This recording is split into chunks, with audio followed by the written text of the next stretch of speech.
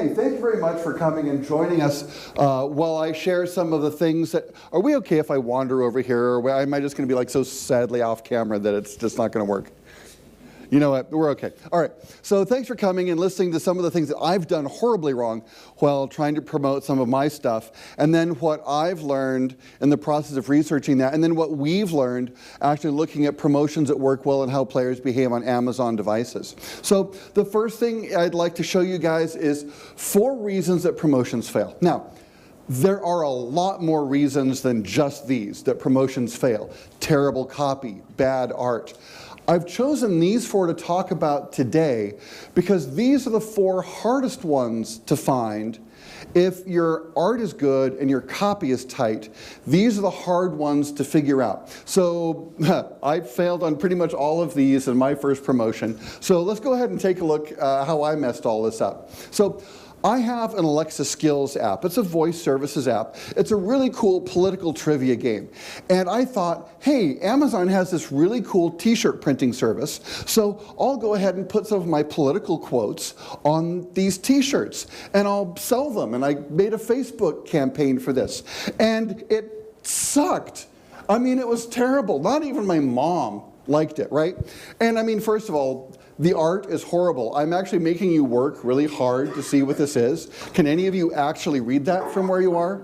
No, okay, huge fail number 1. 2, I mean, I didn't even give people a reason to like it. I mean, okay, quotes, so what? Who cares? And then even if you like the quote, okay, really, you can get these anytime. There's no reason to get one now, so why wouldn't you just wait until later? I also screwed up audience targeting. I'll tell you more about how I messed up my target audience on Facebook in a little bit. The only thing I didn't mess up was timing the ad. I actually did this right before an election cycle, so I thought I was brilliant, and I probably got like 2 sales that I wouldn't have gotten otherwise because I did the timing right. So the first thing I really missed on was an emotional connection. Now, it turns out when I research what an emotional connection is, I need to recognize 2 parts of who we are as consumers.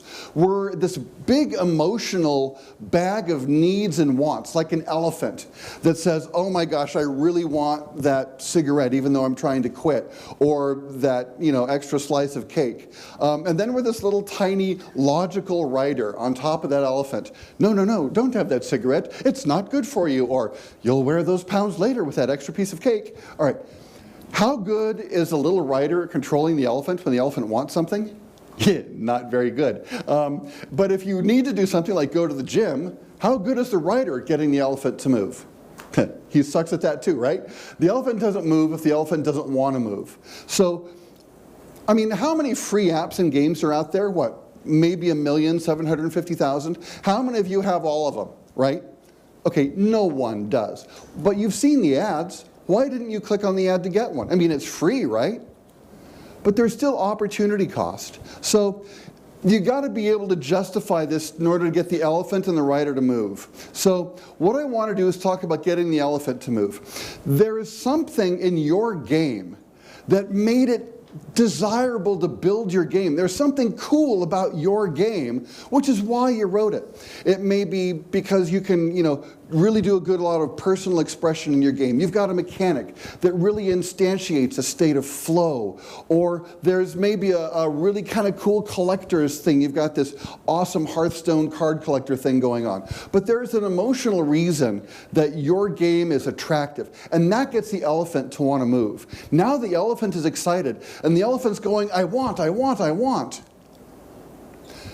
But there's a big difference between deciding you want something and then deciding you're actually going to go ahead, click on it, install it, download it, and play it. You're going to buy something.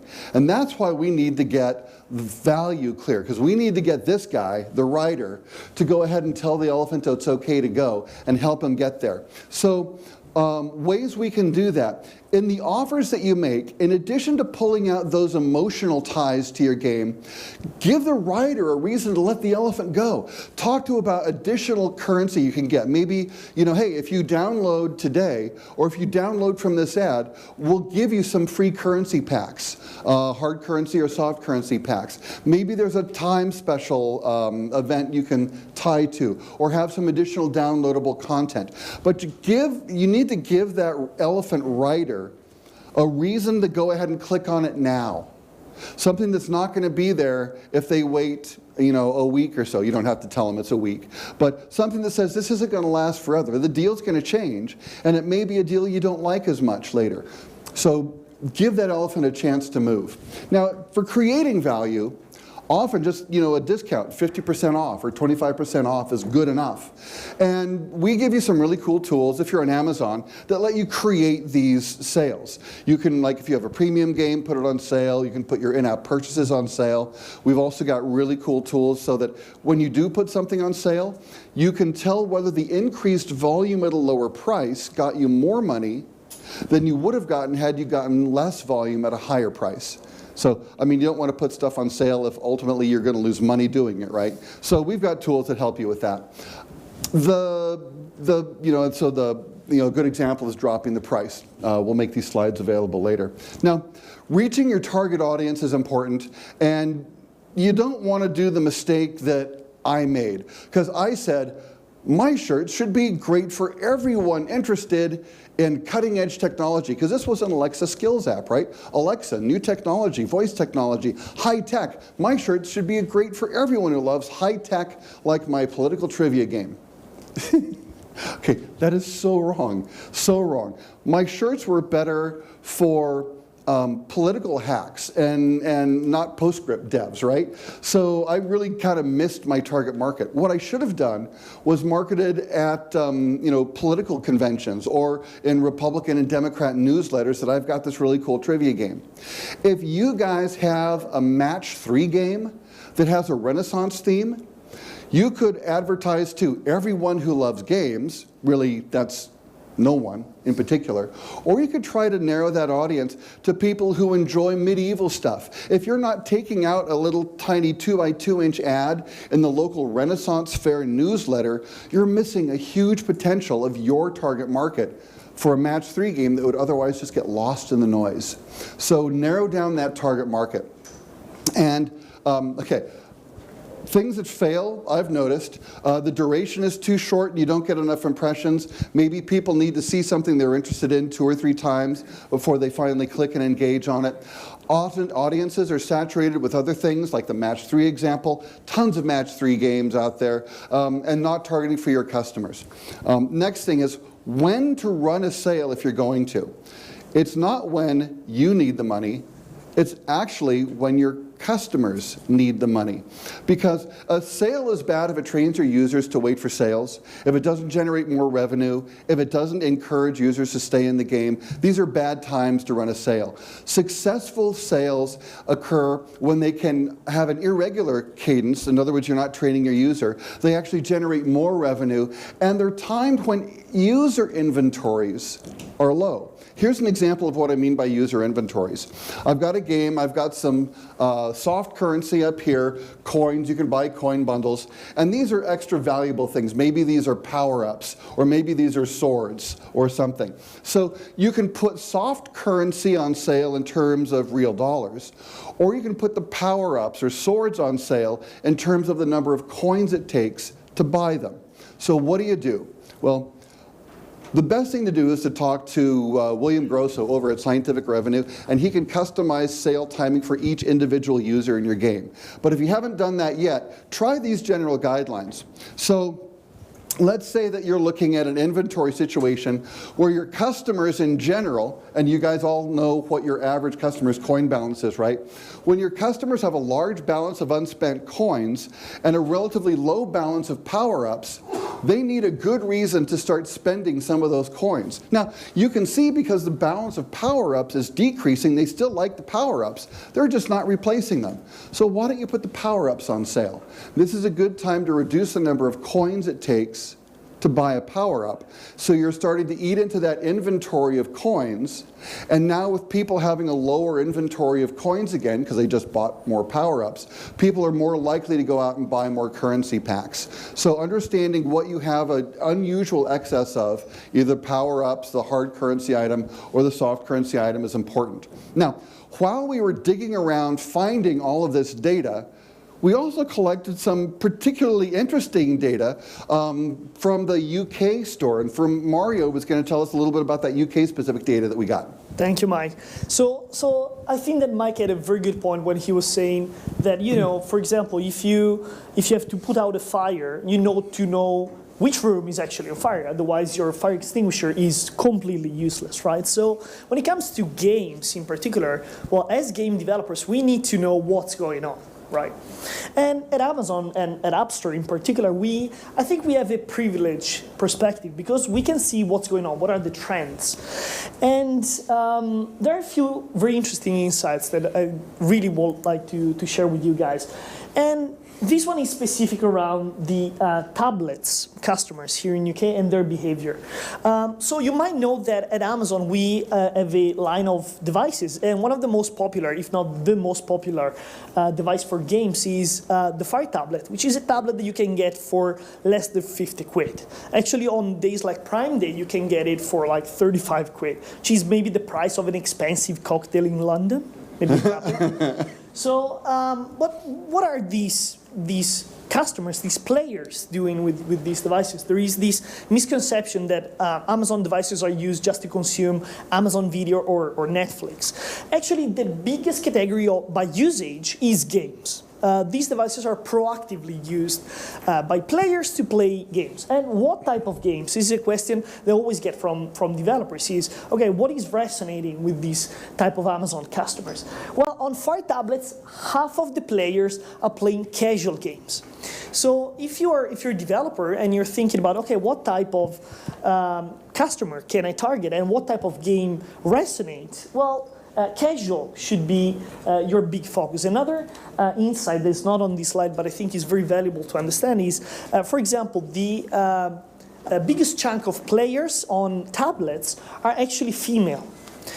Female playing casual games. So if you think about this specific vertical, you might think about, you know, a maybe 50, 60-year-old lady playing Candy Crush, and if you would ask her, like that's actually fit the description of my mom, and if I would ask her, do you consider yourself a gamer or a power user, she'll probably say no, never, but maybe she's spending like 70, 80 quid per month on Candy Crush, right? Which actually definitely defines her as a power user. But now as game developers, but in particular as sometimes advertisers, and if we want to run effective promotions like Mike said, we need to know what is going on, not on a very generic, high-level range level, but we need to know exactly what is going on. And I think that this slide is very, very interesting. So we went deep dive into what is the players' behavior on these tablets and what are they doing not just every month, every year, but every day and every single hour of the day. And so what you can see here is across a typical week, what is the distribution of usage by game type on Amazon devices. And you can take very interesting learnings here. So take a look at action games, for example. Action games have a spike across the working days from Monday to Friday in the mornings, and then they dramatically drop off in the evenings. And if you look at the timings, usually action games are played around the breaks, so around, for example, lunchtime. But another interesting learning is that over the weekends, well, actually there are huge spikes in the morning. So you can think of maybe players which are maybe going at work and playing action games, which are usually more time-consuming than casual games over the week. But over the weekends, in the mornings of Saturday and Sunday, that's where they go heavy and keep playing action games. When it comes to puzzle games, that's a very different story. Actually, we see huge spikes of usage during the last hours of the day, right? You can see around pretty much from between 6 and 10 p.m. That's where there is the spikes for puzzle games. And we know that the average age for these kind of players is usually older as well. So think about what can you do with this type of data. Think about you're running a promotion, you're running an in-game event, or you're running a discount, or even you're running push notifications to increase the usage of your game. If you have a puzzle game, well, you should definitely focus your money when it comes to marketing advertisement, for example, around the later hour of the day. But if your game is an action game, you should focus your spend across the weekend, and that's not. And that also should inform your strategy when it comes to in-game events that Mike was mentioning. If you already have natural spikes across the weekend, why don't you think about compensating these spikes when you don't have them across the week, running in-game events that only run for for working days, for action games, for example.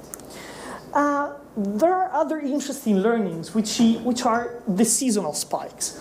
And when it comes, this is an average across all categories of games. And there is a direct correlation between the school holidays, actually. Christmas time, of course, is the biggest spike. As game developers, we all know that Christmas is the big one. But you can see there a clear spike across all the half terms, Easter holidays, and there is a consistent usage of games across summer holidays. So you can do different things. You can leverage these spikes and focus your spending when you know there are some hot topics or hot events happening, like the school holidays. Or you can think about, okay, what can I do to compensate this and average my spend across the times where my game is not actually being used. And the last piece of data I want to share with you today is around probably the biggest tension that there's in the mobile world, in mobile games world right now, which is premium against free apps, against freemium. There is a big difference in behavior. There is all the spikes that you see across the year, those are actually weekends. So that's the only thing that these two graphs have in common. But as you can see, in-app, which are the orange one, in-app is very much consistent across the year. There is, of course, a slight spike around Christmas time. When it comes to premium, Christmas time and also the school holidays is where you see the big spikes. And that could be a correlation between the fact that there is more spare time, there is paydays, and there is been saving around before Christmas that goes into buying premium games that then you can consume across the vacations as well. So the bottom line here is, first of all, you should always do analytics inside your game, and hopefully you will see the same kind of behavior that you've seen here. But in general, think about when is the right time to run promotions. And that is really correlating with the type of your game and when your players are actually playing your game. That should instruct your strategy around promotion, in-game events, and in general around your marketing spend. These are not the only insights that we have at Amazon. There's actually much more. We actually have an entire developer guidebook around the Amazon App Store and a lot of insights like the one you've seen today. You can download the ebook from this link, but actually if you go to the Apple booth upstairs, there is a bunch of these guidebook that you can get. And me and Mike will be around the whole day, today for the big indie pitch and tomorrow around the event. And that is it. So thank you very much for listening. Here's our details. So Mike is based in the US, but I'm based here in London. So if you have any question, if you running game events and you want to know more about the App Store, please reach out to me and Mike. Thank you very much for listening. And I don't know if you have time for a couple questions, but yeah, sure. Thank you very much. Any questions, anyone? If you ask me about drones, about Prime delivery, I know absolutely nothing about that.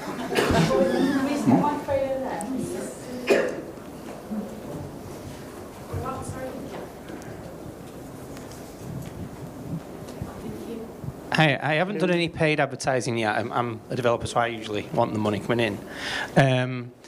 But I didn't know. Can you actually pick the times that you want specific advertising slots to run? Well, that is for advertisement slot. That is there are a few ad networks that allow you to do that. That is more maybe concerning about the type of push notifications that you can set up to specific time zones. That's what I was wondering, because in your talk you mentioned it's best to put your adverts at these times, but if you can't pick the times, I was just wondering how you did it. Well, you can probably craft in-game features that allow you to do that. So it could be not related to a specific ad network, but it could be specific to when you actually show a specific advertisement. Oh, okay. Right. And give Facebook another couple of months. They'll figure Yeah. out how to do that eventually. Yeah.